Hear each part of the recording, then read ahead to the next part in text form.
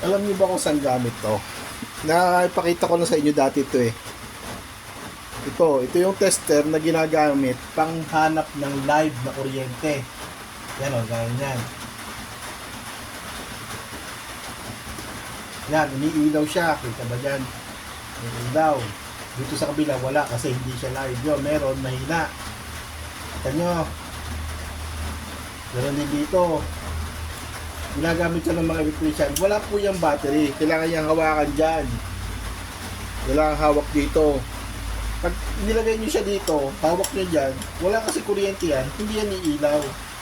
Yan o, hindi rin iilaw. Ito namang isang to, kailangan din hawakan dito, panghanap ng live. Na kung may daloy ng kuryente, kaso ito yung ginagamit ko sa wire kung putol. Sa Lazada ko rin ito nabili. Ito, nabili ko rin lang sa Lazada ng 37 pesos. Ngayon, may nagpadala na naman ng bato. Ito raw ay nakita sa tinawaan ng kidlat. Yan. Pinatest sa akin kasi minakita siya sa akin na tinetest ko. Ngayon, hindi ko may pakita sa inyo kasi malayo. O ito, wala nang cameraman. Ilalagay ko ngayon dito. O yan, wala yan. O, hindi natin platito. O, kahit pa-erecta natin dyan. Kasi, pero hindi nyo makikita. Kailangan dito. Kasi nakaset up na yung camera ko sa layo. Ngayon, hahawakan ko rito sa puwet. O, hawakan ko sa puwet.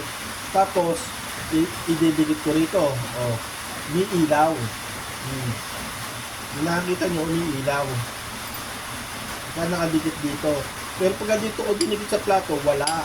Dito, wala. Meron pa rin dito. Yan. Yan din dito.